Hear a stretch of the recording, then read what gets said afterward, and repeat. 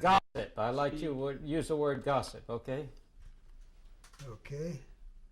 Well, that's what I used when I wasn't sure of something. I pick up something. We haven't heard that yet. Yeah.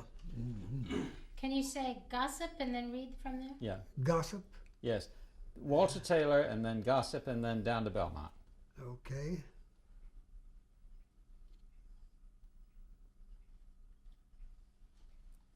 Now, this is one of those periodic reports you sent back to headquarters. Yeah. I don't remember it, but I know it's sounds like me anyhow. How does it read? Walter C. Taylor, Textile Labor Relations Board, Washington, D.C. In Belmont. How did you head that? Gossip. Head gossip, that's right. That's right. In other words, it's what I picked up while I was in the vicinity from someone. In Belmont, North Carolina, it is openly expressed by employees talked with that Secretary Perkins is the best friend of the working man. That if she and Roosevelt had their way, even further improvements of labor conditions would be had.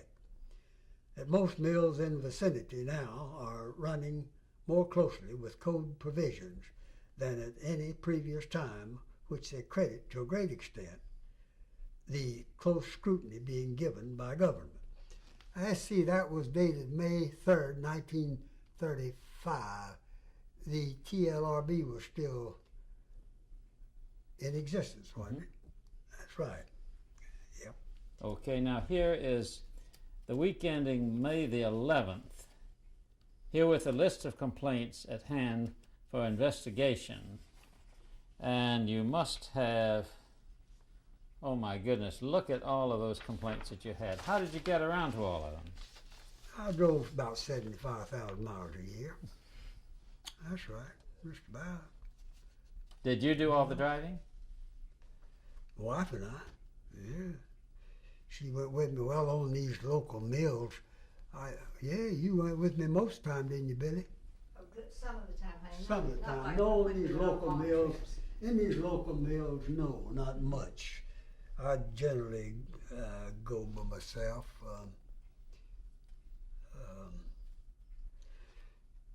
I checked them off. Granny, that's a lot of them. Well, now here's a letter that we're interested in because we've met some relatives of the man involved there, Mr. Lester Cook. You might start to read that letter. It's interesting also that on that prior sheet with all the lists of mills, you had visited his mill a number of times. Yeah.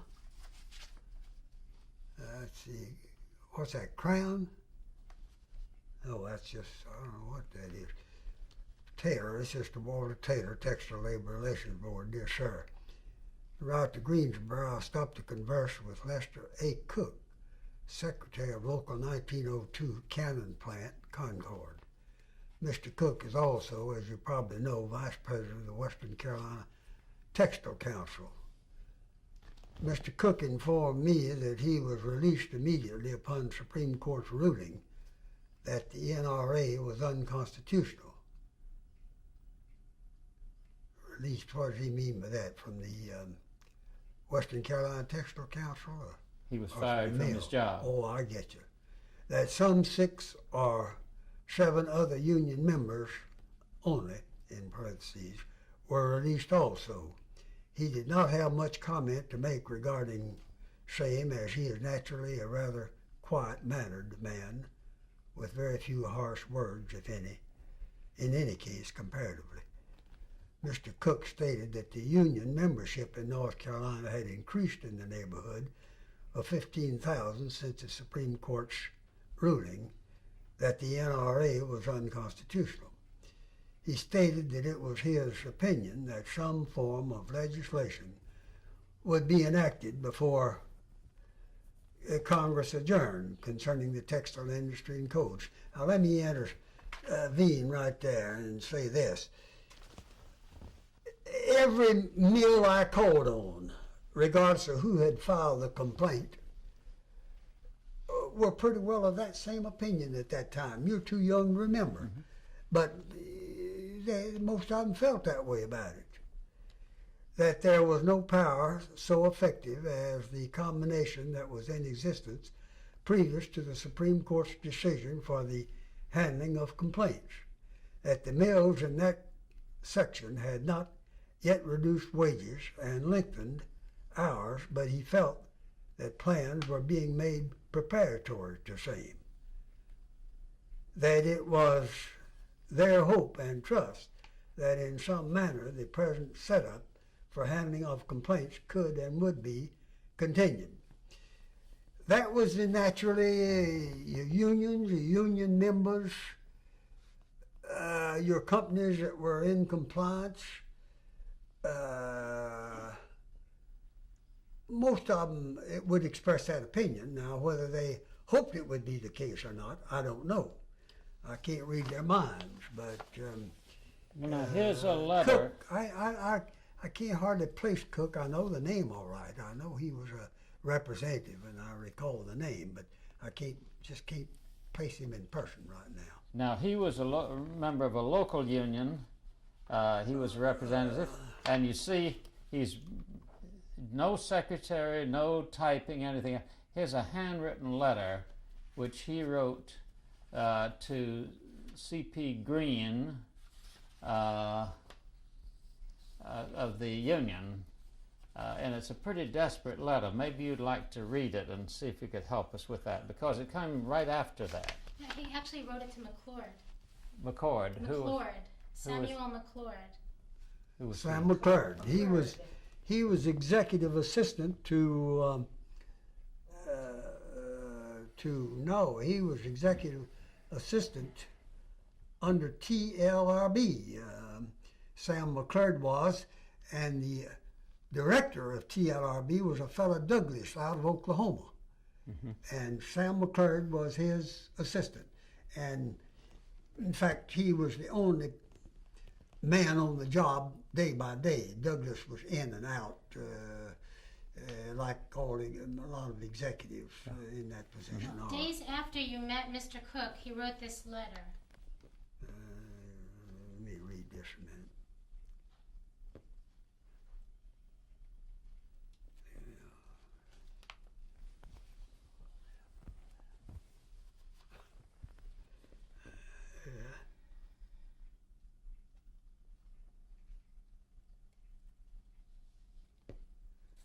Well, now what was he, Western Carolina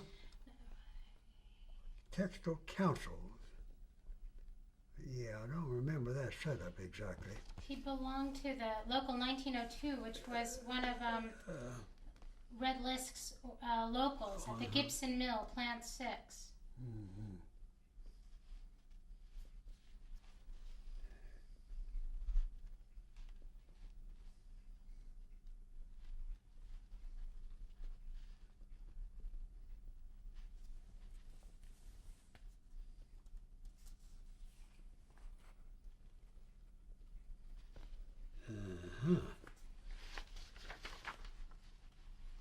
Oh, I see. You typed that off. He wrote it in person.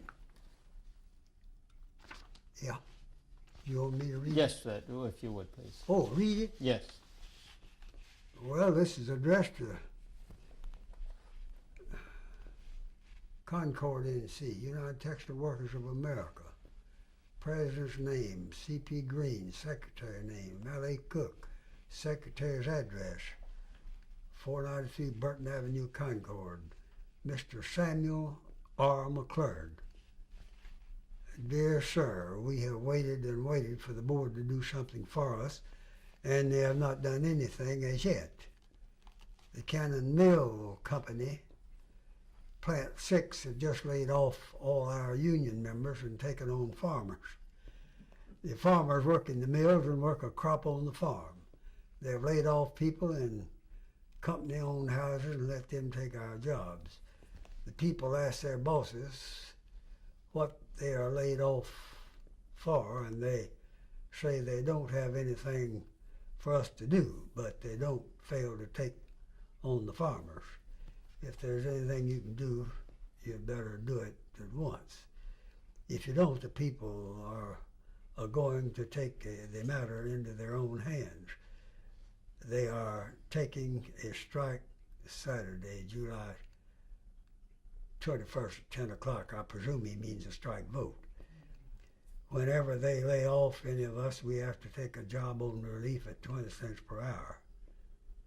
If we have a family of 8 or 10 or even 12, if they won't let but one in the family work on relief. We can't get anything but just what we work for. People are getting tired of being done this way. I want to know if the Wagner labor bill covers this discrimination. If so, just let us know. All people in this plant are being laid off who struck last fall in the general strike. Boy, he gives you a history of it there, doesn't he? Mm-hmm. I don't remember. What mill did he say he worked for? Plant 6, Gibson Mill. Concord, Cannon. Cannon, that's right, yeah, that's right, number 6. Yeah, I never had any, and I don't think you'll ever find that I was in on that case at all. I don't know anything about it. Well, in fact, he writes direct to the board. That's July 16th, 35. Was the board dead at that time? Yes, Yeah, and our it was. And our TLRB was. Now, the Wagner Act was just 636. No, it hadn't passed yet. No, it had not. Well, he was still seeking relief through, from his complaint through the TLRB, which was a normal thing because, as I say, you wouldn't believe it, but everyone, including the manufacturers, even the ones that we had reports of violation of codes, everybody thought there was going to be some law passed to pick it up right away. And then naturally, the men on the job and on the board that wanted their jobs in Washington, they like to believe that. That goes without saying. But the workers didn't stop just because the NRA died. We got complaints from those reports that Julie gave me. A lot of those were filed late in the year after the TLRB was declared unconstitutional. They didn't stop, and they weren't induced to stop at all. The union had no interest in stopping it. The companies that were hoping for a continuation, that their competition and would be kept up from the lower end, were hoping it.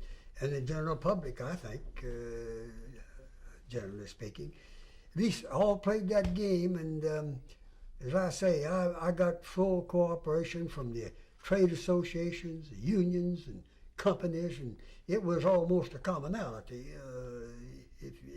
It was the nearest to commonality we ever had. I can say that among all groups. Did you ever have to deal with an eviction? Did a worker ever write to you and say, they want to throw me out of a company-owned house?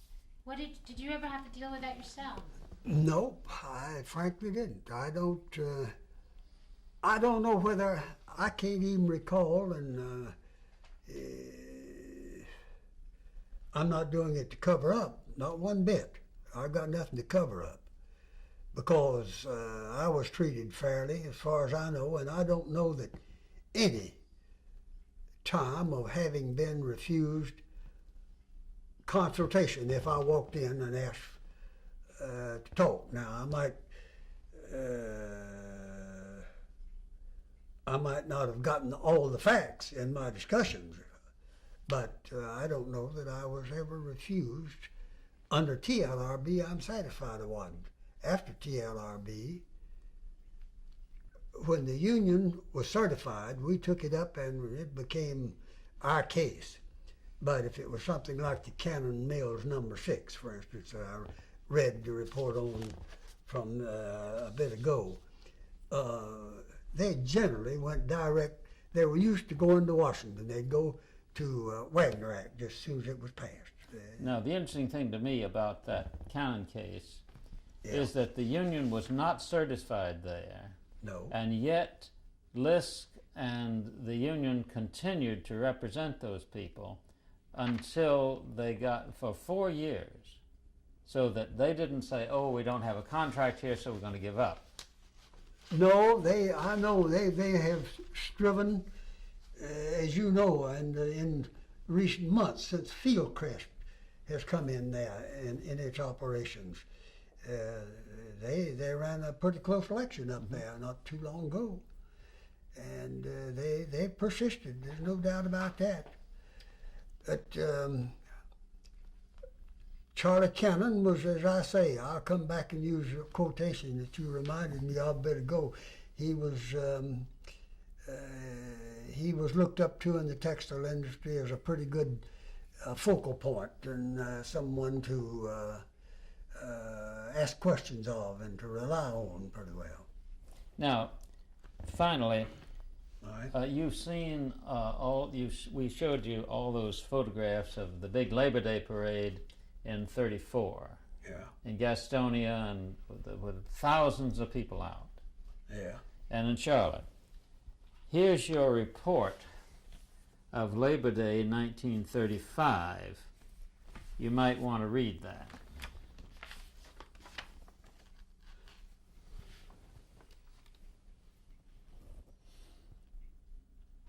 Yeah, I read that. Judy left me a copy of that. Mhm. Yeah, she read me a copy of that. Could you read that for us, or give us summary? That whole to- thing? No, just the summary. What, down your highlights? Yes, I mean, it seems to me that the fact that Oh, the highlights of Gorman's speech, Francis Gorman. no, I'm just thinking up here, this bit in here. Oh. That's the Walter Taylor Texture Board. Labor Day program, Charlotte, NC. UTWA Labor Day program was held in Charlotte, NC, in Bryant Park, on all-day program with several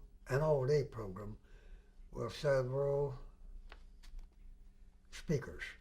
The main address being made by Mr. Francis Gorman about 11:30 a.m. After which address he immediately left for Pelter, South Carolina, as a result of the disturbance there today resulting in one fatality with others probable. He is to be in Gaffney, South Carolina to speak to their meeting at 6 p.m. Is that the part you want me to read? Then go on. There were about 100 to 200 people present, which I am sure proved a disappointment to those in charge of affairs. But it was stated by those speaking, H.D. Lisk, Paul Christopher, and Mr. Gorman, that the mills in the vicinity were running in order that the employees might not be able to attend this rally. They stated that many of the mills that had not run on any regular hours at all recently had been operating this day. Its operation should be operating this day. Aside from Mr. Gorman's address, there was little that would be of interest, and in view of the fact that publication of same has not yet come from the press, I will attempt to outline briefly the substance of the speech. Now, the thing that amazes me is, you see, in '34 you had them out by the thousands. By '35 there were 100 to 200, which is, what would you say that indicated? You can talk about out to a rally. Yeah. Well, it's hard to judge because, as I say, at that time I had no at this time that this was written. To compare that with what would have happened back when I had no knowledge at all of unions or companies, had no experience with them, had paid relatively little attention to the activities that might have been brought about by either or both. It's hard for me to compare, but this was September 2nd, 1935. TLRB was dead. Wagner Act was in effect. The unions were in the act of trying to get certified now, rather than running to us with everything in the book.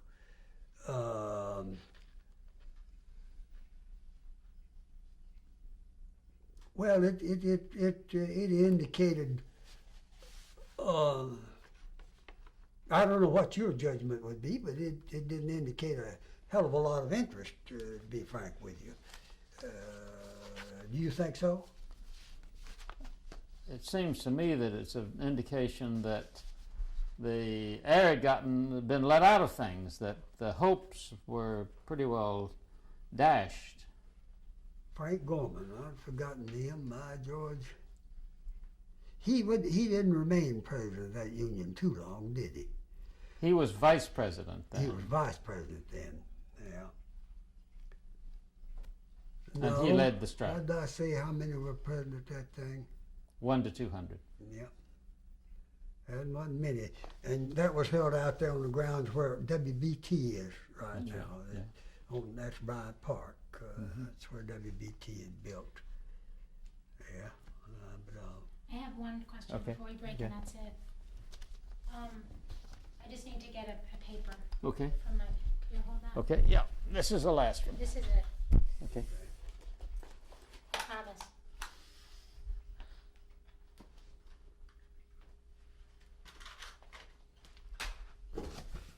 I hope that you'll allow us to have a copy of your thesis when it's done. I'll do it if you want it. Oh, I'd love to do it. Yes. All right, Judy. Now, how long are you going to be in this territory? We're leaving tomorrow, Oh, you're but leaving Judy will tomorrow. be back in a month. In a month. Yeah. Oh, well, I'll have it. I've written part of it, just don't have it edited. I wonder if you could take a look at this. And what I want you to do is, those are all the investigators that we know of that were sent out after the general strike was over in 1934, and sent out to deal with the grievances and pick up the pieces after the strike. And I know you know some That of was this. that was after the NRA was declared unconstitutional, but no, No, it was before. TNRB was in effect. TLRB was just put into effect. It was around right after September of 1934. The Yep, I strike get you. was over. The workers went back. Well, the workers All right, tried to go now, back to Now, work. what's your question? Now, my question is, could you just paint a picture of these investigators for me? The other day you said to me, yeah, there was a whole bunch of us, and we were sent out all over the states. Yeah.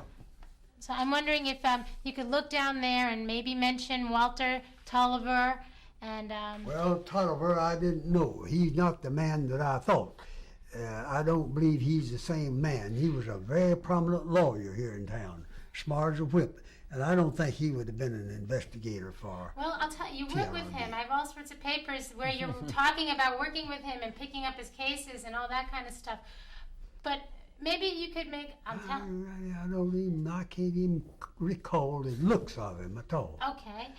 Maybe you could paint a general picture for me of just, yeah, there were all these investigators and they went out all over the southern states to deal with this. You started telling me that the other day. Well, as you'll notice from my reports, I covered mostly North and South Carolina. As far as the other men, I have to think a little bit. Walter Tolliver Jr., South College Street, Charlotte. You know, it could have been Walter Tolliver's son. Walter Tolliver was a very prominent lawyer here in town, and the board being set up by being headed by Supreme Court Stacy, our Supreme head of our Supreme Court in Raleigh. It could have been Tolliver's son, but I didn't. Okay. Darn, if I show reports knowing him, I'll be doggone, it's because I'm just blank on him. Well, that's okay. But what I'm asking Clarence you, Williams, now what do you want me to do? well, I'm just saying, look, we have a whole bunch of all these investigators. Right. I have reports from all of these investigators. Right. Could you explain to me briefly, as an intro to all of these reports, say, yeah, I was one of these investigators that had to go out all over the southern states to deal with this problem, and then just elaborate a little bit. I know you started a little later than they did, but they were picking up the pieces after the strike, and we're just trying to understand what it was like for them. Well, I don't know. It's hard for me to paint the picture. I do know this, that if they all traveled as much as I did, there was a lot of traveling done because, again, I'll come back to my original story. The nearest you can imagine of having a commonality between normally opposing parties, and including members of the Texas Labor Relations Board who were making the investigations, it was during that period. And now ask me any questions, Okay. and I'll try to answer. All I'm asking accordingly. is for a general statement, okay? It's going to help me explain all these investigators going out all over the country, Well, okay? if they all went like I did, I don't know what the rest of them did, but you can see from my reports that I covered the territory, and I presume that the investigators in the other states did the same. Now, I didn't do any work in the textile mills, even though I was sent back to Carolina and covered most of North and South Carolina. If you'll notice my reports, I had very little, if any, to do with Tennessee and Louisiana, other states.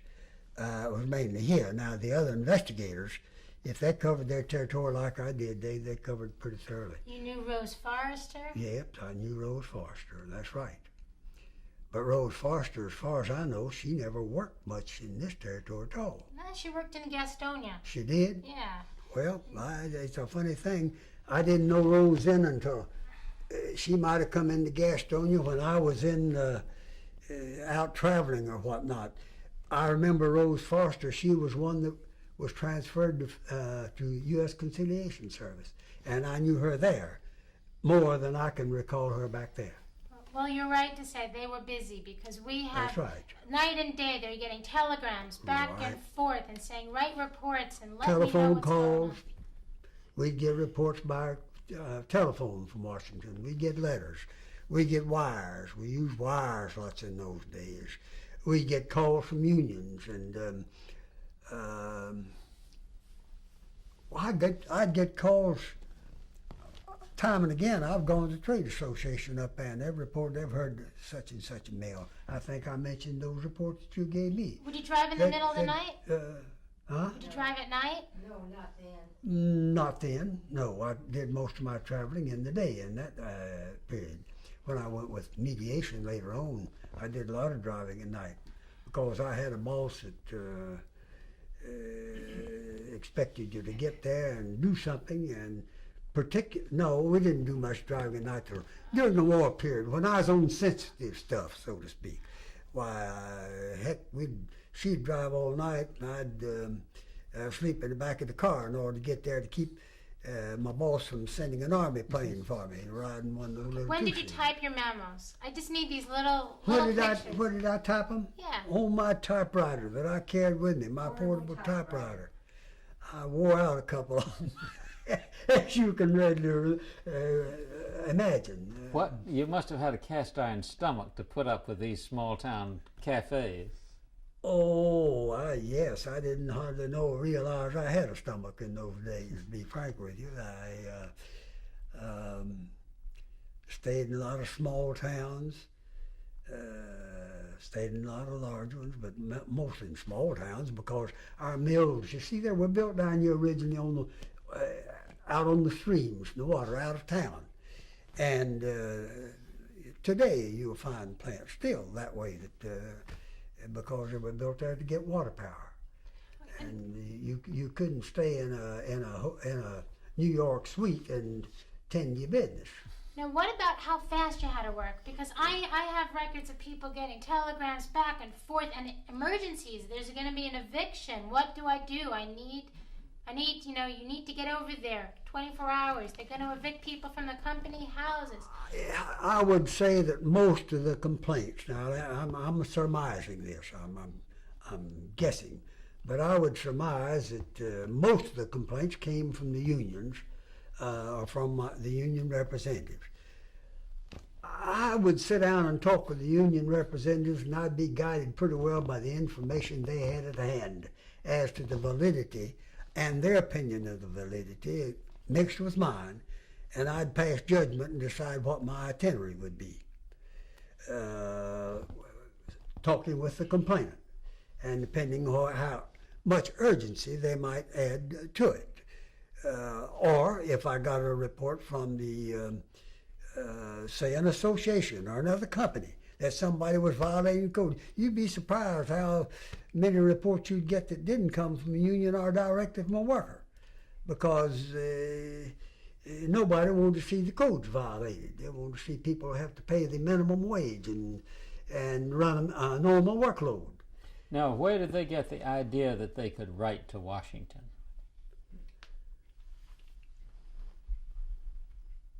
Oh, that I don't know, but certainly I would imagine that emanated primarily from union sources who were operating in the area. That would be my opinion now. That's purely a personal opinion. If I would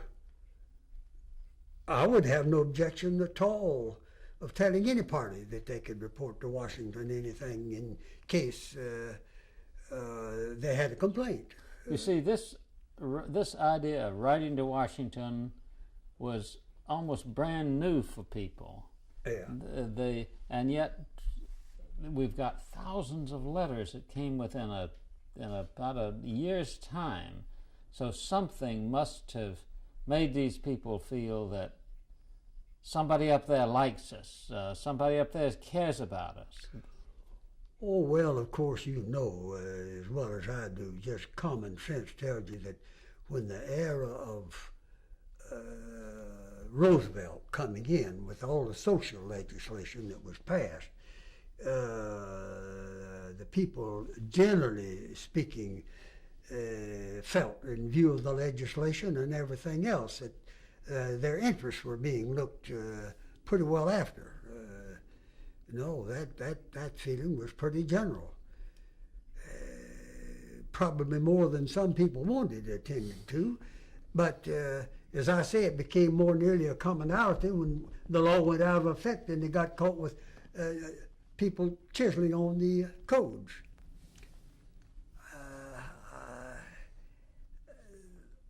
It's hard to imagine. I try to think and try to be as honest and straightforward as I can about it, but most of the complaints, I'm satisfied, emanated from union sources, and it was generally discussed with the complainant. The union would be the complainant. We'd follow it up, and then we'd come back, and I'd sit down, for instance, with Red Lisk or Paul Christopher. If it had to do mainly with workloads or overtime, it'd be Paul. If it were wages or whatnot, Red, unless the workloads came into it. If it did, then I'd invoke Paul's opinion I ask it to be invoked most every time, because Paul knew more about that than any man with the union that they ever had down here, except on a temporary basis. They had, I've forgotten, they had one man came down here, was an engineer, time and again, but he couldn't get along with them near as well as Paul did with the employees or the employers.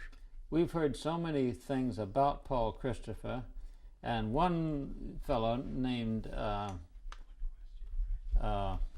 McKee recalls you and Paul Christopher. Don McKee. Yes, he was an organizer out of Gaffney. That name I remember, but I don't remember the person. He worked with Paul Christopher, and he tells us about you and Paul sitting drinking beer and talking about these cases. Yeah. Well, I don't recall. I can't place my key to save my life. But Paul Christopher was never a person that I was with so much as I was definitely with him in every case where work assignments were involved and I couldn't work it out with the contingent that I had to work with. Then Paul would always be called in, and in fact, I'd insist that Paul be called in because you had a lot. Once you have laws passed like they were in the early 30s, once you have the unions, for instance, send in a bunch of new people that weren't too experienced in organizing or anything else, you're going to have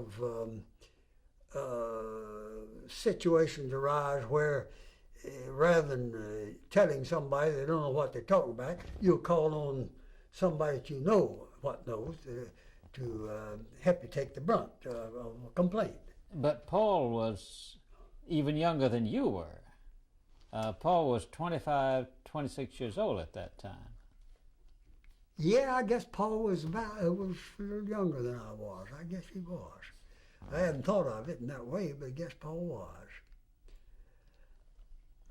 All I could say in a general summary of it is that I've repeated this time and time and again, I'll repeat it once more, that of all the complaints I got when I was with the TLRB as well as with mediation, I reported as nearly as I could the facts as I saw or as were rumored to me. And if I made an investigation, as I found out if I were permitted to make an investigation. After mediation, I figured it was, well, after the Wagner Act was passed, my job was to mediate. And as I say, we passed from investigators to mediators, and that was a different story. That's when I tried to be fair with everybody concerned. Okay. Okay. Great. Do books of the New Testament. Pardon? Do the books of the New Testament. I can't. Why not? I don't know them all. Matthew, Mark, Luke, John, Acts, Go ahead. Romans, Well, go ahead. Ephesians. I don't Yeah. know. Ephesians, Galatians, I really don't know all First of John, them. Second John, First King, Jude and Revelations. Okay. Ready? Yeah. Okay.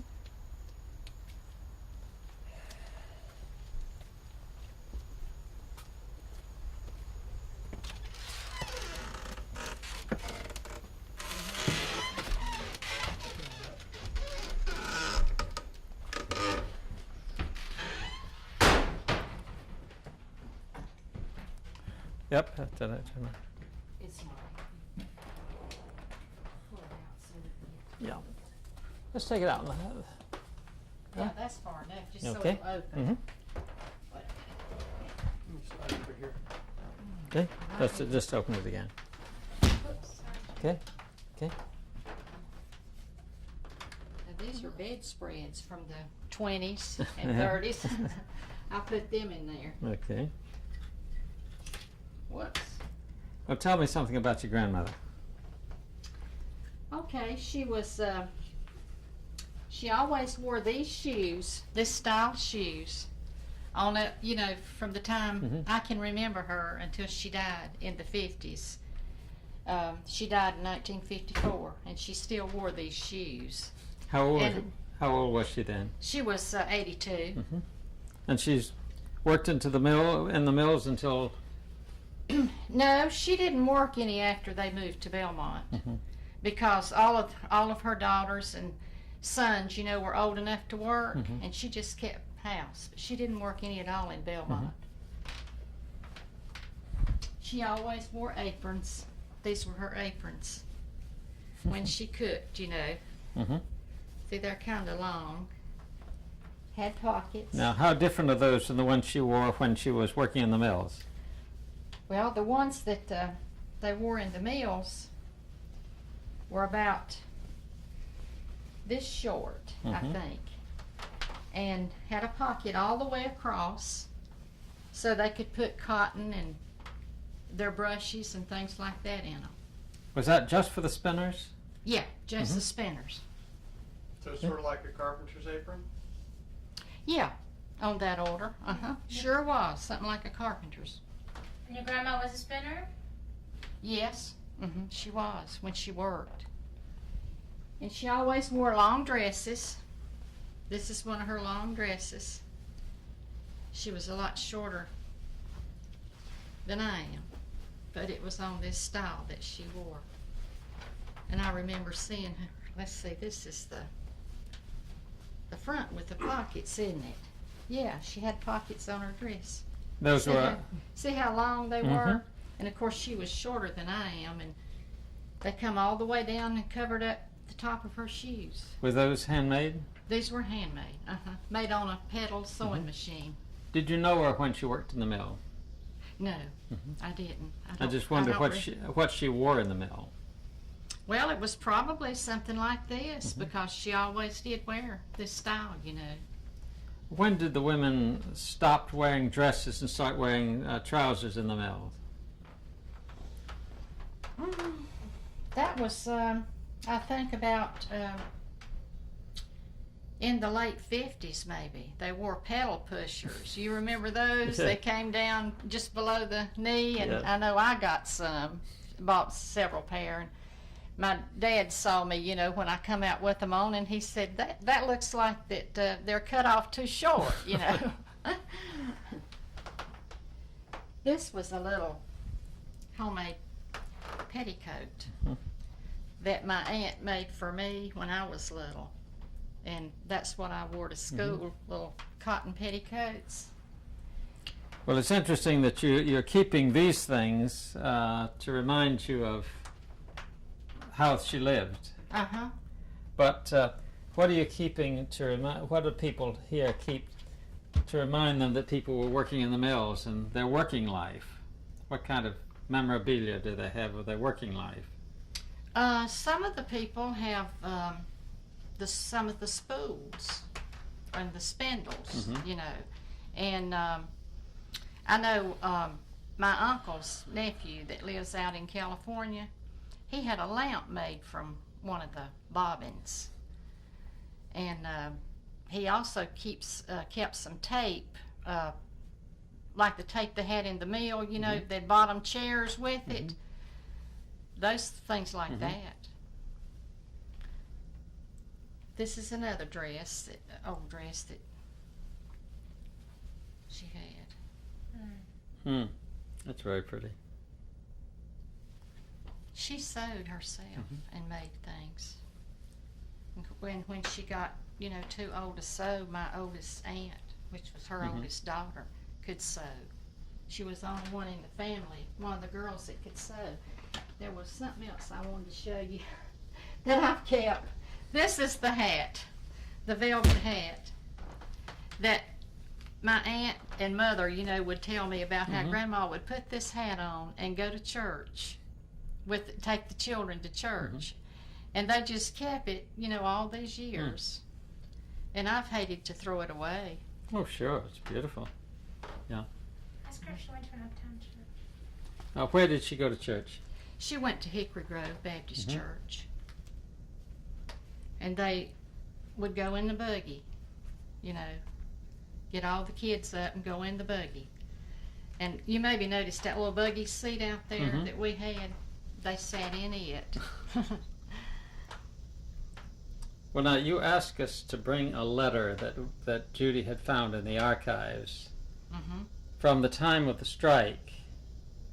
And I remember when we first started talking to people here, people were a little hesitant about remembering those times. How has this changed, or has it changed? I don't know whether it's changed or not. See, I never knew about the strike myself. And I just don't remember it. And all I know is what has been told recently, you know, about it. All right. And back to live action here. Where were we? You were saying about the strike? Yeah. You just never. You were talking about why you'd never heard about it. Mm-hmm. Well, I don't know why they never talked about it unless it was because they felt maybe that their job would be in jeopardy if they did. Mhm. And it was just never mentioned. And it's been so long ago now, and the people who are talking about it, of course, are older people who are not working, their job's not in jeopardy, so they feel free to talk about it. Well, now, one of the things that has surprised and pleased us here is that people have been a good bit more open here than they have been in many other communities we've gone to. I mean, when we first started out, I remember calling one woman and she said, well, you're a very nice person, I'm sure you mean well, but I've got a granddaughter in that mill and it'll be held against her. Well, we've had people, Mr. Wetzel, for example, who runs a military museum yeah. and was a textile manufacturer. Mm-hmm. He talked just for a couple of hours, and his reporting was remarkably even-handed and open. Mm-hmm. And he is in a square dance group Yeah. with Mr. Moore and his wife, and Moore and his father were very much on the other side. And perhaps in old age they can get together. Yeah. But at the same time, there's still a great deal of uncertainty about what's going to happen to the old tire plant and the Firestone Mill, and what's going to happen to the union there. They've almost the one union in town, except for the Freightliner. Mm-hmm. And so there's still an uncertainty about this.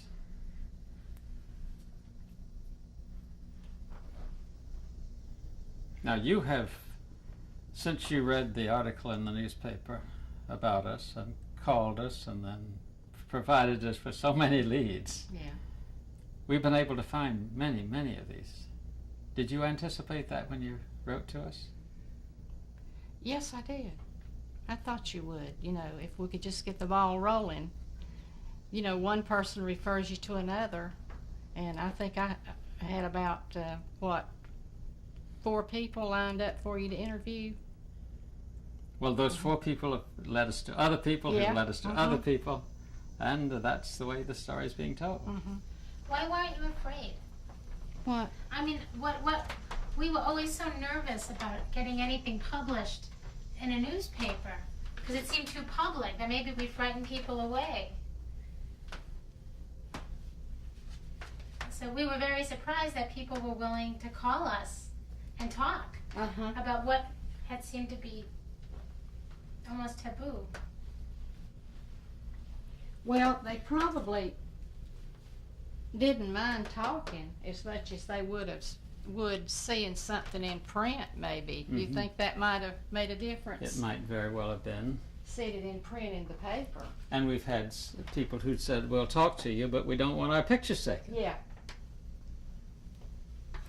They just didn't want to go public, Mhm. maybe with it. What about at the reunion? Everyone talked about all the good times Uh-huh. and how like a family it all was, and how good the bosses were. Well, maybe they didn't get into that, and how good the village was. But and they all were of the age when this all took place.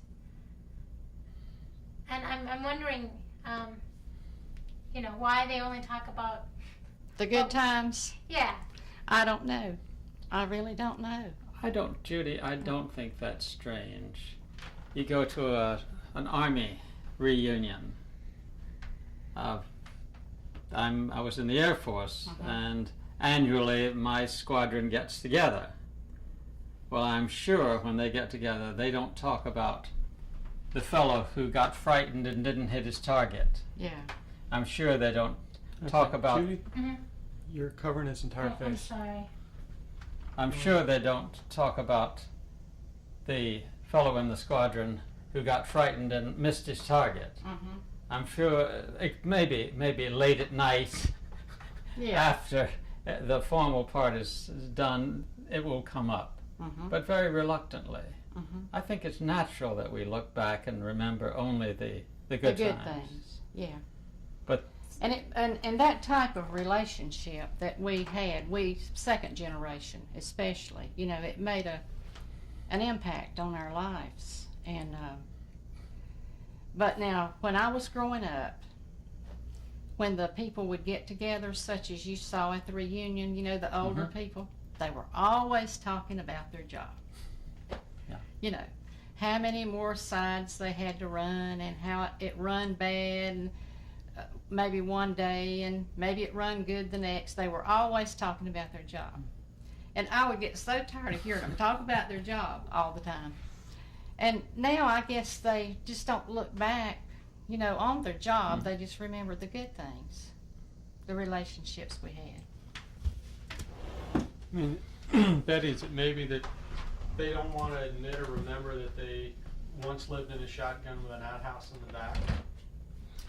Well, no, I don't think so. Now, they didn't have an outhouse in the back. You know, all those, they had a toilet, so to speak, you know, on the back porch. It was built out there. And I can remember the first bathtub that was put in one of the houses down there. It was, well, you met Bessie. It was her sister and her husband. They had one daughter. And I played with Thelma. And Thelma wanted me to come out and take a bath in the bathtub. But I distinctly remember that, you know, then. And, you know, housing was real cheap. And the electricity was practically nothing. There was a man who come around and read the meters. Well, it was Jim Smith, the same one that put in the bathtub first. And we'd always, you know, holler at Jim and wave at him. He'd come over the hill and read everybody's meter. And it was just a little bit compared to what we have now. I guarantee you that. Maybe a few dollars. Where now, you know, mine runs like 100, 125 sometimes. Don't you have some furniture that was from your mill house? First time I came Yeah, here, you took me on a dresser. okay.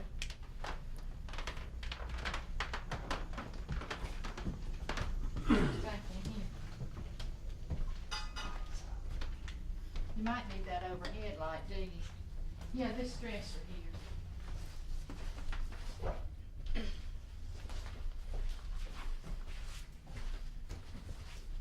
Where was it? This is the dresser. Where was it? Uh-huh. Where was it? Yeah. It was in the front bedroom On what street? when we lived at on the Mill Village. It was, well, the streets weren't named at that time. And this was one of the nicer pieces, you know, and it was in the front bedroom. Was it bought on time? That is $1 down and $1 a week? Probably. But see, Grandma had that before I ever, you know, was born, I think. She had that a long time. What about your sewing machine? I think this sewing machine was bought in, it was a second-hand sewing machine, and it was bought in about 1939, I think. Something like. I was about 9 or 10 when Mother bought it. I have a gift for you. I have the complete set of attachments I got yesterday. All the zipper foots and the rufflers if you want them. Well, Match your set. Do you have the set? there's some in here 'Cause somewhere, but I just found it the other day and it's for it's the full set. I think that's one right in there. Oh. Bunch of things that I don't even know how to use them. No, that's for putting on snaps. You can really sew on one of these, or I can, a lot better than an electric one, because you can turn the curves your own. You know, you can Yes. go as fast or as slow as you want to. What about your coffee grinder? Yeah, That was my grandmother's coffee grinder that she had. They used to have, I don't think they had anything else but the coffee beans, you know, and they made coffee and it come out in this little drawer here. They had to grind it, you know, by hand. It was put in right there. And a clock? That was Grandma's old clock that she had for as long as I can remember. Did they bring that down from the hills, from the mountains? Yeah, they brought it with them. And this was her butter press. And she would churn, you know, and make butter when we lived at the Eagle. And I would watch her take the butter off the top of the milk, you know, and put it in a press and make it. Is there anything else that we should see? No, you saw the trunk, the other little trunk, didn't you? Do you want me to move this? All right.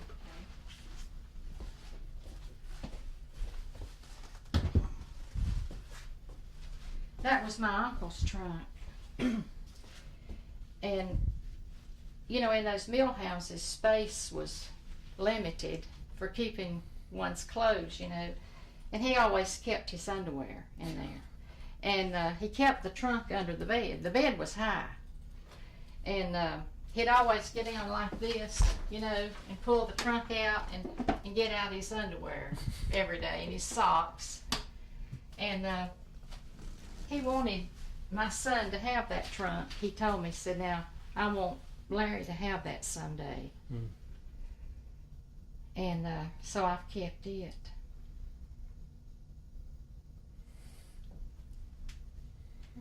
Oh. So the Eagle isn't running anymore, is it? No. As we walk, you could just tell us. Oh, this was an old dresser that I had in my room when I was little. I forgot about it. I think Mother got that in about 1938 or 39, something like that.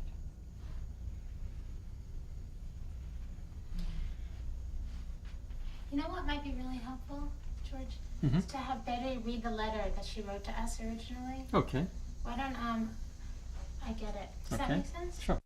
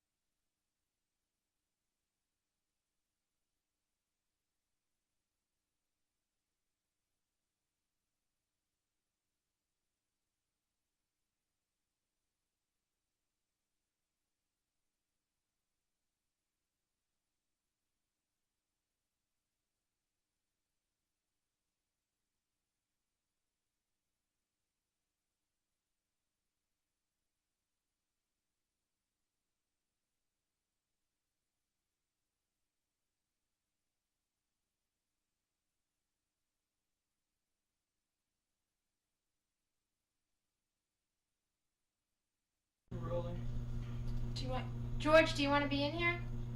Yes. I think I moved it. We're doing just fine without the box. Want me to go ahead and start? Let me just get this set.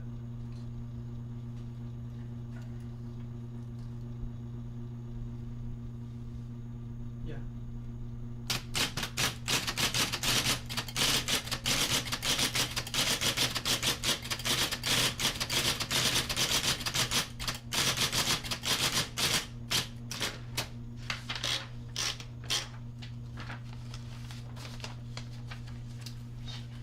March 30th, 1992. Miss Judith Heafner, 240 Waverly Place, apartment 4. Good. Start.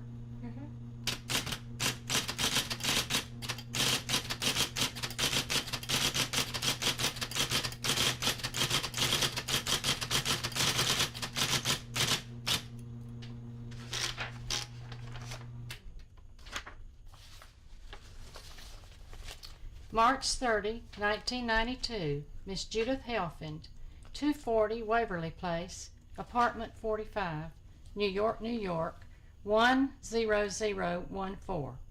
Dear Miss Heafner, it was nice talking with you by telephone on March 26th. I was born in 1929, and by the time I was 5 years old, the strikes were over. I suppose the textile employees just put all of that behind them and went on with life, because I never heard it discussed and do not remember the strikes. There are a few older men and women who do remember quite well about the strike of 1934 and participated in it or were directly affected by it. Since I have known them all of my life, I called two of the three oldest men over the weekend and talked with them. They don't mind at all to talk about what they remember. Their names are listed below. Washburn Hardin, 86 years old, of 156 Randolph Road, Dallas, North Carolina. Mr. Hardin's family was fired because of the strike at the Majestic Mill in East Belmont. This forced his family to load all their belongings on a boxcar and move to South Carolina. They stayed there only about 6 weeks before returning to North Carolina. His family was eventually hired at the Eagle Yarn Mill and was furnished a house on the village. Albert Bill, 81 years old, of 106 Hilltop Street in Belmont, North Carolina. Mr. Bill and his family lived at the Eagle Yarn Mill shortly after 1924, when the mill began operation. He remembers some of the employees on strike gathering at the mill to try and prevent a shipment of yarn during the strike of 1934.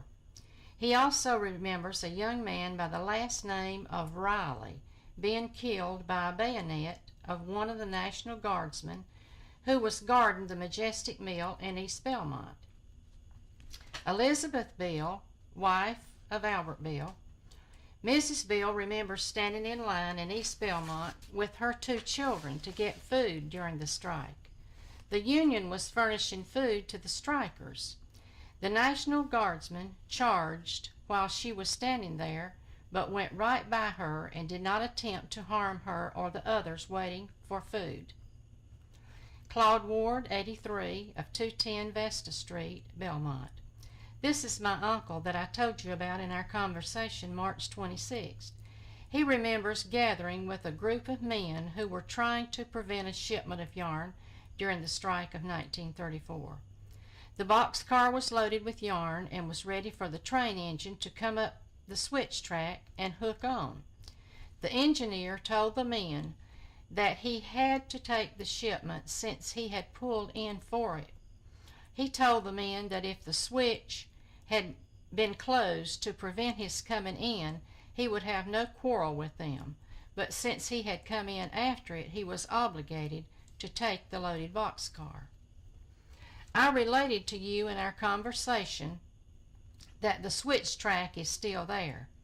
Actually, I drove around the Eagle Mill yesterday and noticed that because of an addition that was built to the mill in recent years, part of the switch track is no longer there. About half the switch track is left, however, and I believe it is still used. I also related to you that we had a company store, Stowe Mercantile Company. I am enclosing an actual copy of an order for groceries that my grandmother, Mrs. W.M. Ingle, gave to Raymond Stewart on September the 19th, 1945. Mr. Stewart was the man who came around once weekly to the homes in the village and took orders for groceries. Customers would either pay cash or items could be charged to one's account. Stowe Mercantile would withhold a small amount each week from the employee's pay. I think most of the customers paid cash for groceries. The company carried not only groceries but clothing, shoes, hardware items, linens such as sheets, towels, bedspreads, and even furniture. I just thought you might be interested in seeing this old list. It was among my mother's things when she died, and I wanted to keep it. I'm also enclosing the first booklet I wrote and put together for the first Eagle Mill reunion I attended. There were so many requests that I finally asked R.L. Stowe III to print the booklets. You will note that some of it was left out in the smaller booklets. You will also note articles I've written for the Belmont Banner, a weekly newspaper, about our reunions and for Textile Week. One other thing I want to mention is this. I know some of the people in my own age group who lived at the Majestic Mill in East Belmont during the strike. This is the mill where National Guardsmen killed the young man. I could probably find out if some of the older people are still living and who they are, if you would like to have their names for interviewing. Our mayor, Billy Joy, was once a resident of the Majestic Village. He is younger than I, so I'm sure he would not remember the strike, but would know the older people still living today that once lived at the Majestic. I do hope this package will be of some help to you and Mr. Stoney. If there is any way that I can help you further, please let me know. Very truly yours, Betty Hinson.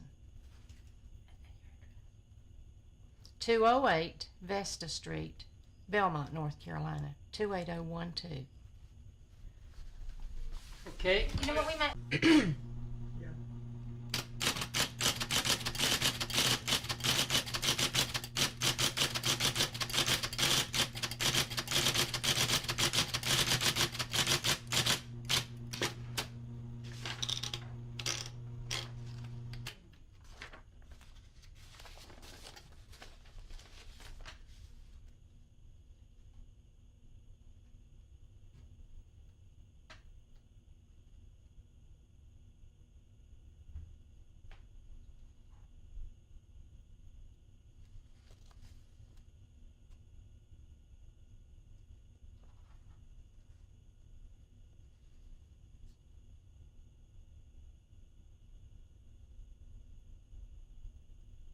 Okay, that's enough. Hold on. Oh, keep going, keep going.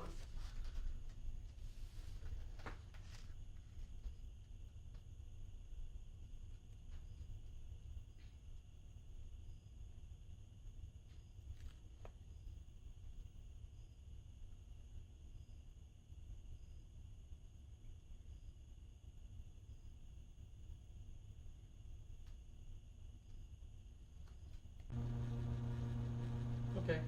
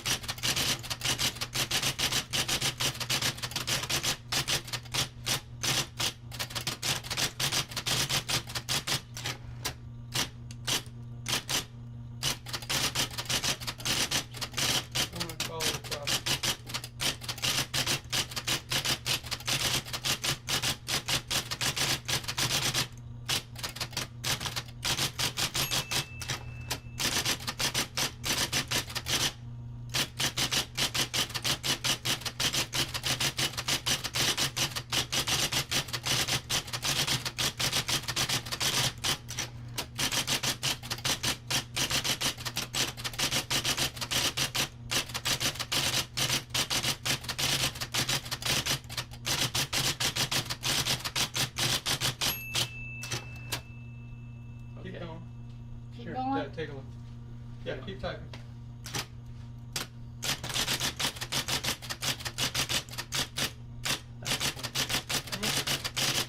And you want fingers on keyboard? No, no. Wait, it's that you get it.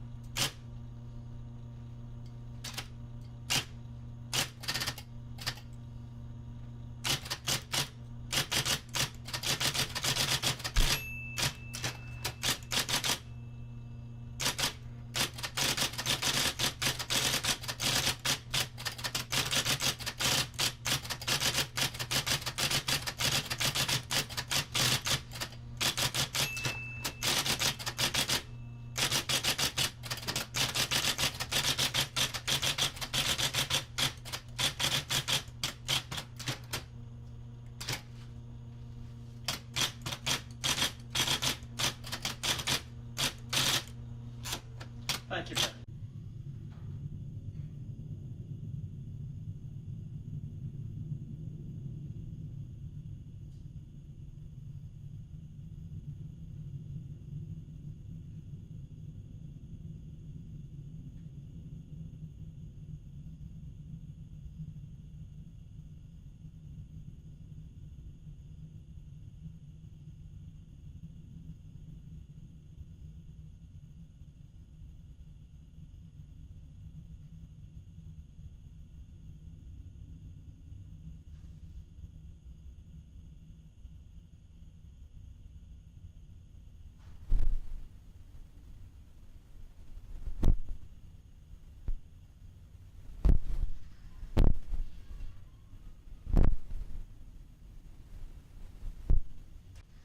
The feeling of the banister and so on behind as well.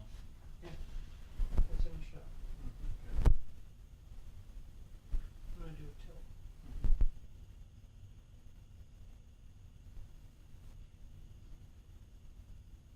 Should be a tilt up. I'm going to do one angle up. As we were talking about dressings.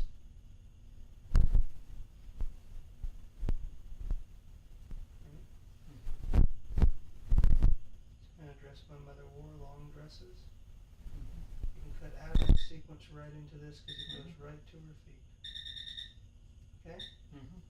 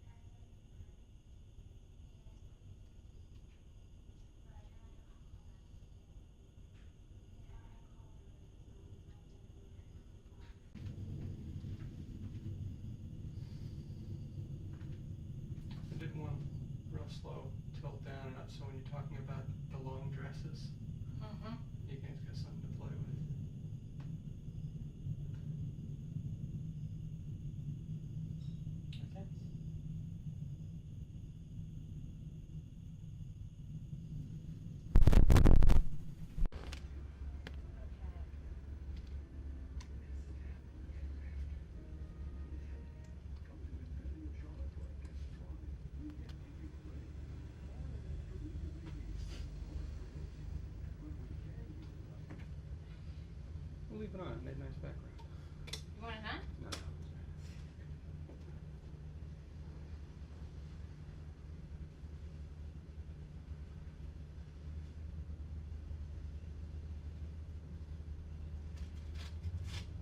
Too tight? Yeah. It's okay? Alright, can you hold your finger there?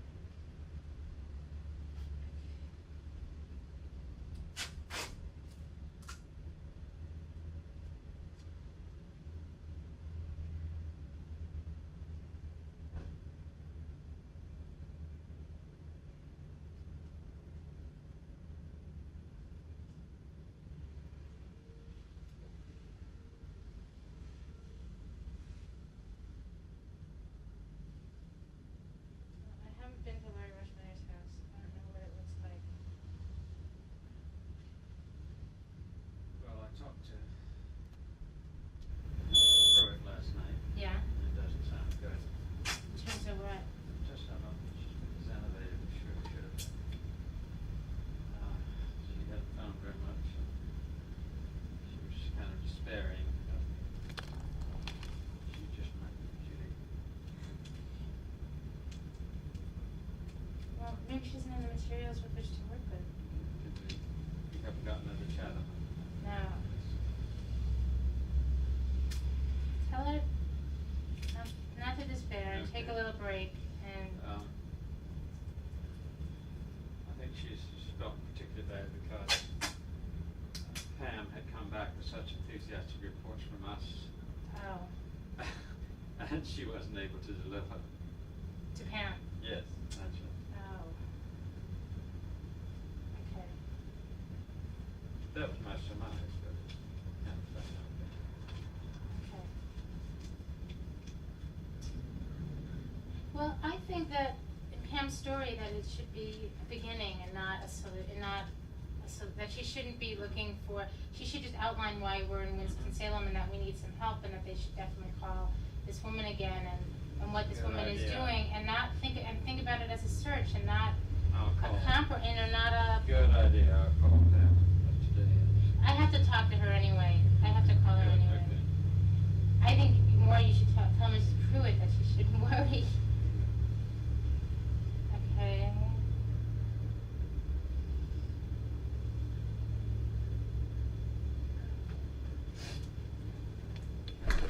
Now we need to hear you. Am I on? You're on. Okay. Whoops. What are you? Are you on 3? Yeah. Okay. Do you think? Genesis, Exodus, to Leviticus, Numbers, Deuteronomy, Joshua, Judges, Ruth. Oh wait, I'm not getting anything. One more time. Genesis, Exodus, Leviticus, Numbers, Deuteronomy, Joshua, Judges, Ruth. 1 Samuel, 2 Samuel, 1 Kings, 2 Kings, 1 Chronicles, 2 Chronicles.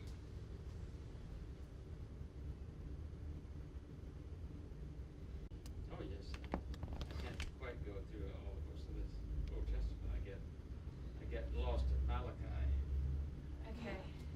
and Nehemiah. I had a depraved childhood. I never learned this stuff. I mean, I can't even name 7 dwarfs. Oh, wait, but the question is, can your father name the 7 dwarfs? George, you try the 7 dwarfs. Dumbo. Yeah.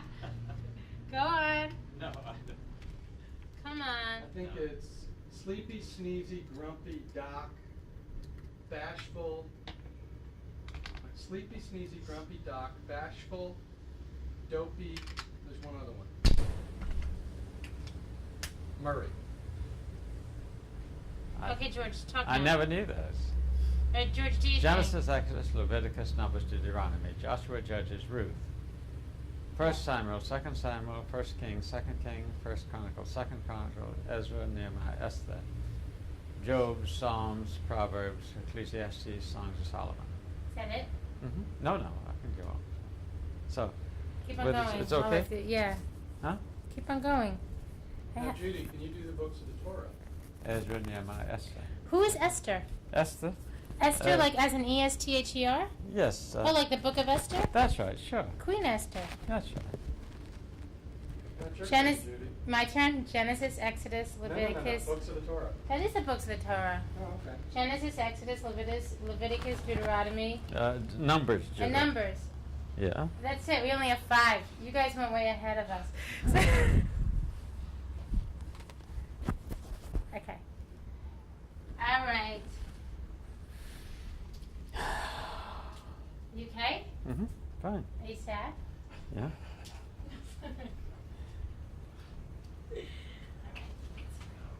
One more battery for my cash. Anything else in Yeah, this these box? are release forms. They're blank. Those are the directions. People to find Walnut Street somehow. Where? In Canapolis. Well, my advice is not to seal this box up It's your Jesus box. Okay. until after we get, we After just, we're done.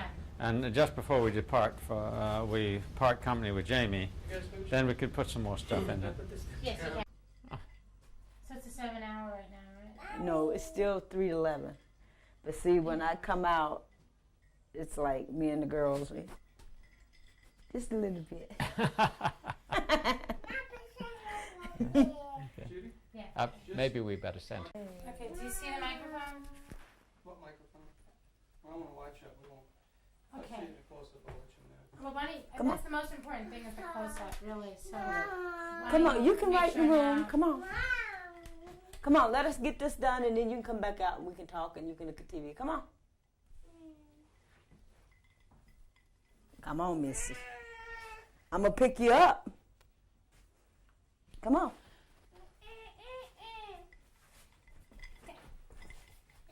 Ah. Yes. Yes. Here's your ice water and here's your paper. Come in with that and keep him company for a little bit.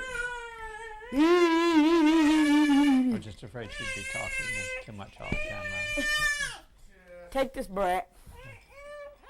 Yes, quit acting up. See, watch 227. There's your ice water. Be done in a little bit, I hope. Here's your pen.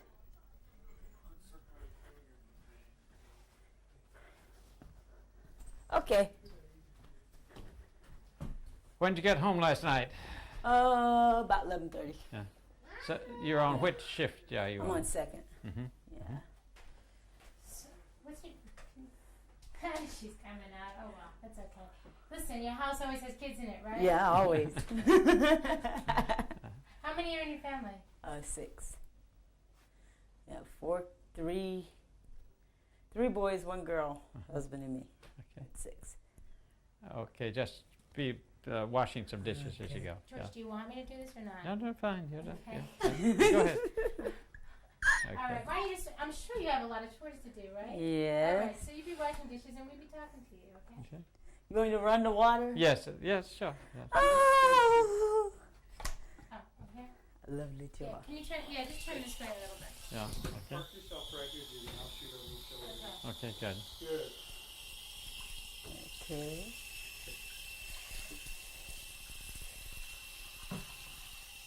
What's your job running like these days?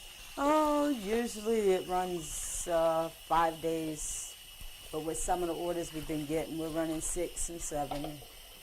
Supposedly Labor Day's coming up, and we're supposed to have Monday off and the weekend before, but we doubt if that'll happen because of the workload. Won't you get time and a half for Labor Day? No, we won't work Labor Day itself. We'll just work that weekend surrounding it. What do you do on Labor Day? We get that day off. We get it with, it used to be with incentive pay, which is our what do you call it? Our average, our weekly average for that week. But they cut us down to 8 1/4. So if you've been in 6 weeks or if you've been in 6 years, you get paid the same amount for that one day. How long have you been in? Only 4 years, come October. And it's changed a lot in just 4 years. How's that? When I first started, I was in the weave room, and the weaver had just a few things to do. The weaver would weave, and the work would, the guys that were knot and the ladies that would smash. But they took out most of those helpers to the weaver, and the weaver has to do most of that work, plus his job too. And now now I'm an overedger, and it's not so much the workload as the rate of pay for the work. The rates change a lot, and then the type of work changes. Now, let's talk a little bit about when you first came, what your job was like, and sort of if there was no union there was no movement for a union. No movement. Okay, so maybe you could talk a little bit about that, and then Okay. you decided to come into the union. Is that okay, George? Sure. Okay. First. But just look towards me, Okay. just a little bit. Okay. The work 4 years ago, it was like day to day. You didn't know what you were doing. You would go in on your job, your said job, but as far as how much you had to do, you didn't know. And the people were like feeling overstressed, overworked. The anxiety was high because they just didn't know what to expect one day to the next. When the thought of a union did come in and people started asking the question, I didn't know anything about a union movement being started because I was like a new worker there. And when they first hit the gates the first day, it was like elation. People were happy to see the organizers there. The company was scared to see them there because they didn't know what would come of this organizing campaign. They didn't know it would explode on them to a place where they couldn't handle it. It went caught on like wildfire. Started up slowly, but we had a lot of people who were willing. They were ready for it because they couldn't take any more stretch outs. They couldn't take the stress, and one day you may go in, have a job, and the other day you go in, you may be gone. And say, well, we don't need you anymore. But when the organizing campaign came through, the company tried to make you feel settled and tried to pacify us, to make us say, well, hey, you don't want this, we'll make it better. But as we know, pacifiers only last for a while, and then they're gone.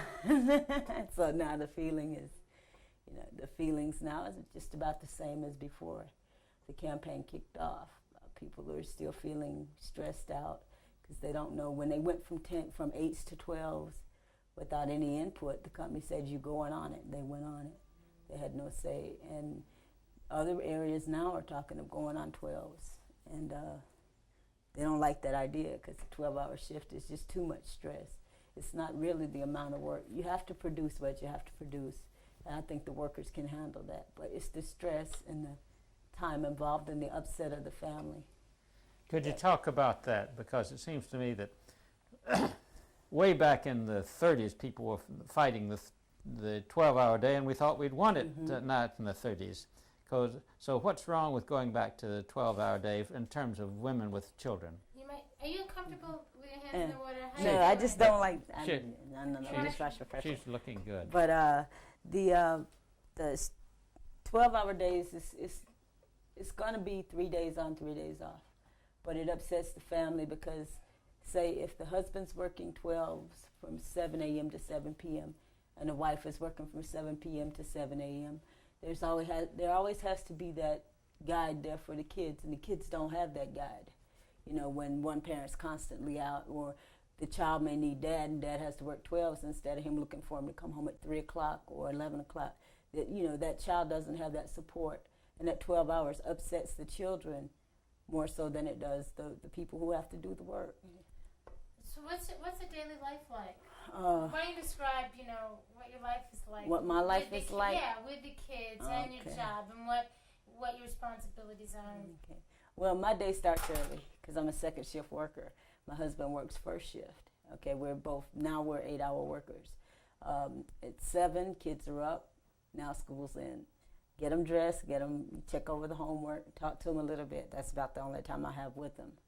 And we get them off to school, and then when they get off to school, if I don't lay back down, then it's housework, Housework entails cooking, washing, all the other things that someone has to do. Sometimes I can't do them all. So my husband and I, we're like a 90s family now. We sort of spread out the duties. When it's 1 o'clock, on comes the rush. It's time for me to get started to go into the meal, and at 3 o'clock I'm at work, and at 5 o'clock he's at home. So the kids have sitter between 2:30 and 5 whenever he gets in. And luckily I have a nice family that helps support me with my sitter. You know, I don't have to worry too much about it. For other people who can't find daycare, you know, it's the parents or another family member, or sometimes they can't work it because they have to give up the job because maybe the sitter's not available or maybe the sitter can't handle it. Could you describe your job? You were just telling me before it's repetitive. Yes. Could you describe it like in the most detail you can? Because I've never been inside Plant 1 and I don't know what the towel says. And just turn a little bit more this way. Okay. You could, if you want to take your hands out of the Yeah, water. just turn a little bit more this way. My job is somewhat like standing at the sink. My machine is in front of me, and my work runs from my left all the way under me, under my platform, and then it comes up on rollers, and it's here. It's like table level, and I pull the work out, and then I have to hem it. The hem involves the cutting and the sewing with me. Some ladies just sew. I have to cut and sew. That attachment is on my machine, and it's very repetitive, and you pull with this hand, and you turn, but you have to have your labels either in your mouth or on your table. Or sometimes you have to have a label in your mouth and on your table. Depends if you're putting one or two labels in. And you pull and you hem. You put in your label and you stack it over here. Then it pushes out on the belt. When you get so much up, you push it onto the belt, and inspectors inspect your work. That's how repetitive it is. 2005 is medium for the night. And after 2005 of your wrist, of your hands and your legs, and your feet are like clamped, and it's just stress because when you run out of one work, you have to go to another. You really don't know what that work is going to be. It can be bigger work, it can be smaller work, it can be one label, it can be two. So that's how repetitive it is, and that's how stressful it is. Give me a smell. So, and I've heard, you know, the only access I've really had is from the side of the union trying to. Right. Is the fact that you've all been trying to organize. So I just hear, you know, the reasons why you want to organize, but Right. I can't see it. So I don't know how many people are in there. I don't know what the noise is like. I don't know, you know, Right. how many people are on either side of you. So just give me a sense of it. Can you talk to people or not talk to you? And Okay. where's your supervisor? Okay, on my job, it's a line. It's a Yeah. line of 14 women. There's 7 on one side of this belt, and there's 7 on the other side. 7 face north, 7 face south. With the noise level of all the machines running at one time, you have to wear your earplugs. And the only way you can talk to someone is if they're directly in front of you. Okay, so either you take your concentration off your work, or you just stop altogether, take a break, and hold a conversation. If you're going to make money, which we're all in there to do, it's very hard to make that decision when you know bills got to be paid, medical has to be paid, and you know it's set up now. Well, most of it is designed, so you can't communicate. 2 different lines can be going doing the same kind of work, but you don't communicate because you don't have either the time or you just can't shout that loud, you know. And if someone is able to stand around and talk, it's because they have no work or because they are on downtime. Now, we've been talking with women who talked about working in the late 20s and early 30s. They talked about stretch out, and what they missed, it was interesting, was that we used to have fun in the mills, and we don't now. And what did they mean? Well, fun in the mill is, say, we're soap opera buffs. Most women are, and we even have some men who are now. And fun to me is to be able to take away from, you know, just to not forget the job because it's there, but to just take that break to stretch your mind out because you go into this zombie type mode when you're working anyway. Everything around you is closed off except for what you're doing.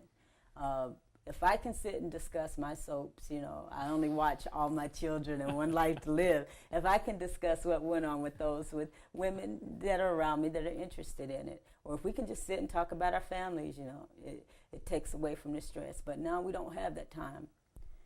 We have a 15 to 20 minute dinner break.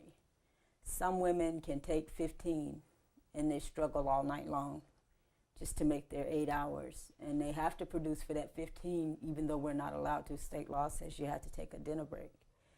Some women are, just go-getters, and they can just knock it out. They can get the work done, and they have time. But, I mean, why would you knock yourself out when who you want to communicate with is extremely busy, and you see it, it knocks them off their pace and keeps them from surviving when you feel like you can communicate with them and they don't have the time. So that's where the fun is taken out. You don't have time to communicate, to even get to know the people you work around. Mary even said that when the organizing campaign first started, and she would say, well, who works next to you? What's their last name? People didn't know the last name. Because you don't have time. Can you repeat, sort of incorporate what I said in terms about knowing people, and then you don't have time? I mean, well, if I knew the girl beside me, her name is Danielle. Okay, she and I talk.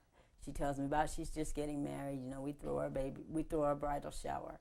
Okay, that's the only way I knew her last name was when I asked her who she was marrying. And then since then, it's like, well, the girl behind me's name is Debbie. I know Debbie by her first name. Most people in there, we know each other by first because, really last names get you caught up into longer conversations. Well, my last name is Rushmeyer. Well, where did that come from? La, la, la. And maybe she has time to listen and maybe she doesn't. That's where the communication cutoff comes from. The strange thing is that we were going over some things about living in a mill village the other night, and the woman had a picture of all the people on her shift, and this was 1928. She could name every single one of those people. But I can't name everyone that works around me. I can name, out of 14 ladies, I can honestly say I can name 9. Okay, first and last names. But that's because of the campaign. I did get to know these women, personally, because that's what it took. We had to get to know the people. That took extra time, time that you have to sacrifice. But to organize, you have to sacrifice, because if you don't get to know the people inside, you don't know what they need. You know what you need, but the lady next to you may need more or less, or the man beside you may need more or less. If we did have the time to get to know each other, we could, I believe, we would be like a family, to take care of each other. But the company makes sure you don't have time. And then when they show production is up, people are making money. You see IE come in, they do a time study, and your work production increases. Your money doesn't go up, but your production increases. So you have to take what spare time you had and play catch up in order to get back to the level of where you were at. So it's a never-ending circle. Talk about those experts coming in. Describe what they look like. We've had some very vivid ones from way back in the 30s, so tell us about the same kind of thing. what it feels like. Yeah. Okay. You see a man in a tie.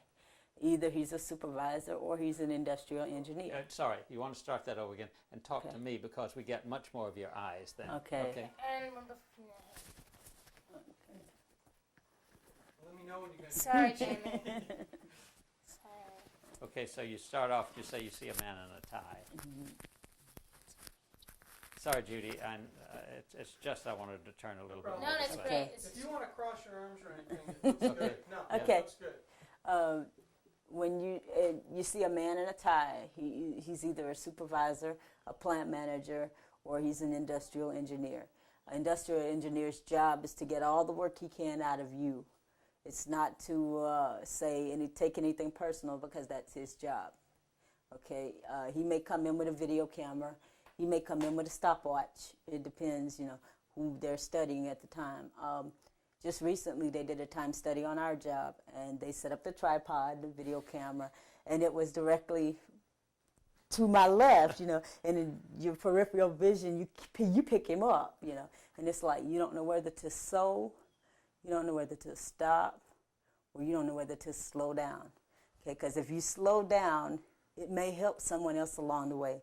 I can zoom through if I want to, but I may be hurting someone else because I can move faster than someone. But, it's like being a rat in a cage, They catch you on camera, or they sit there with a stopwatch and they write it down.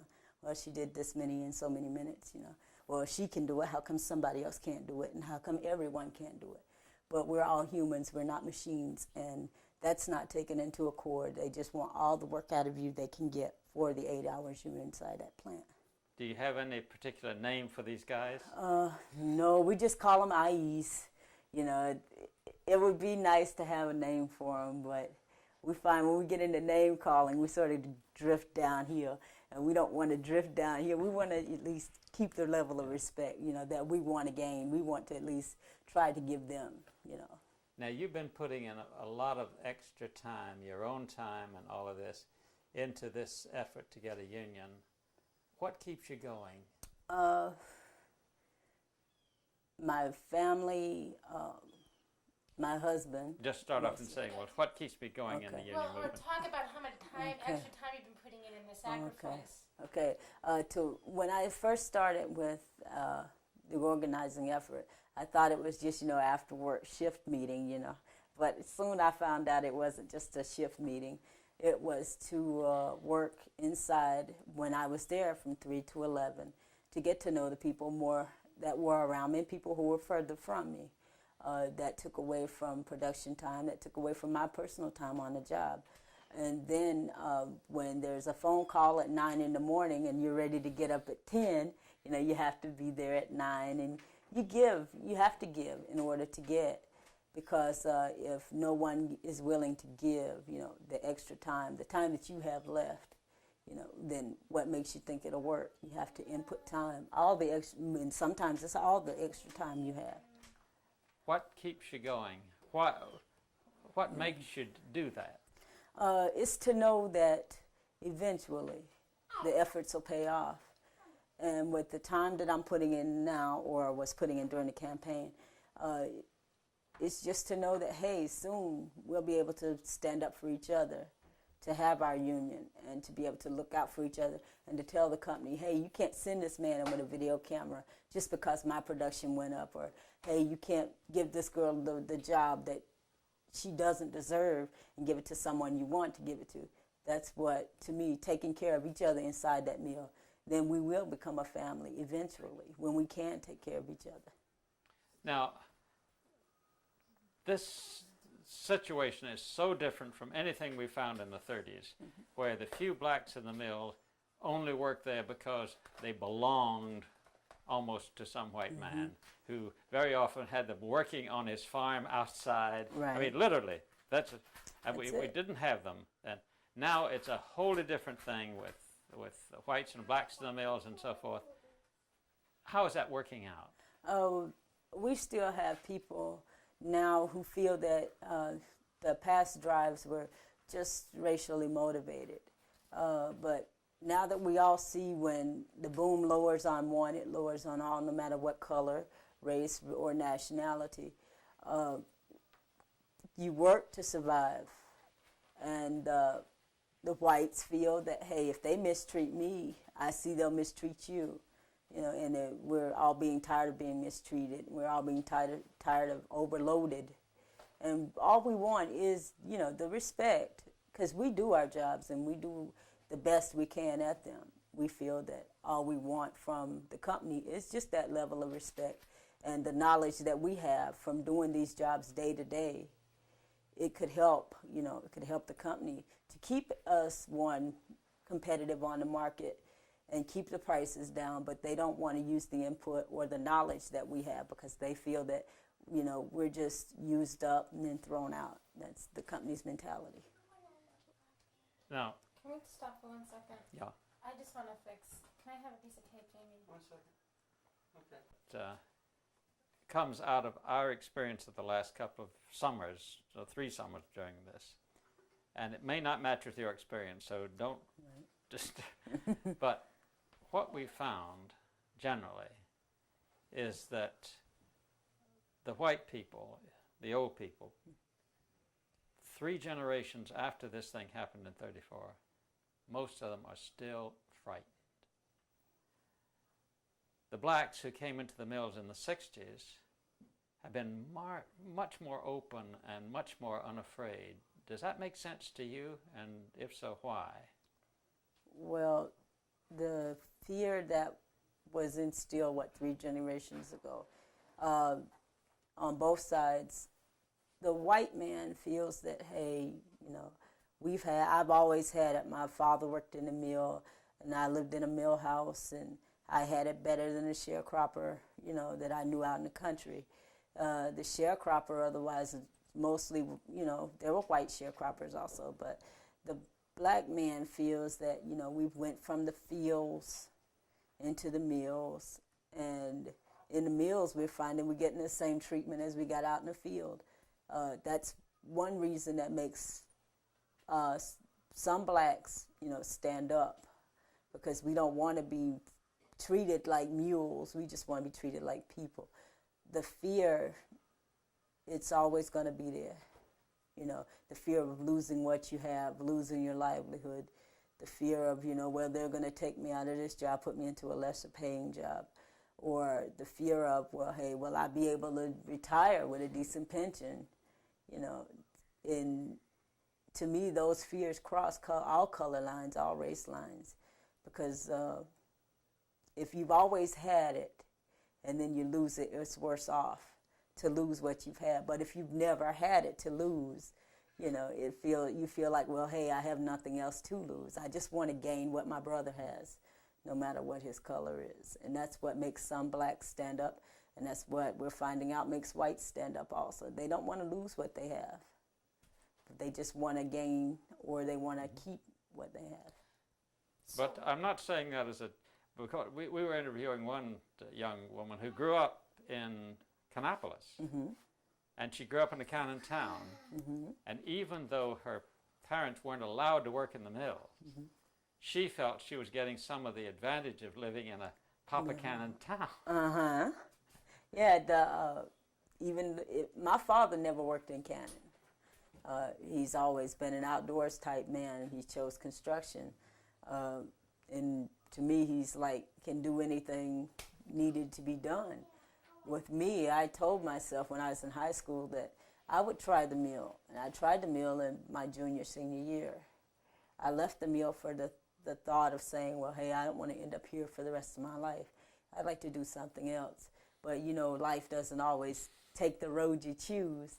And I ended up back inside the mill, to survive. The mill used to be the dirtiest word in the English language. You know, yeah, working in the mill, you have no intellect, you know, or you just want to go in and get a good paycheck, you know. But we find out that the mill doesn't hold all of that. Most of us who work there are smarter than management, because either we've grown up in the mill or we've been around the jobs long enough to know, you know. And the management's just coming in off the street out of a college. No bashing of them, but until you get your hands dirty and you walk in my shoes, you know, how do you know how the job is supposed to be run? You may cut out a vital part and not know it until it's too late. How much advancement from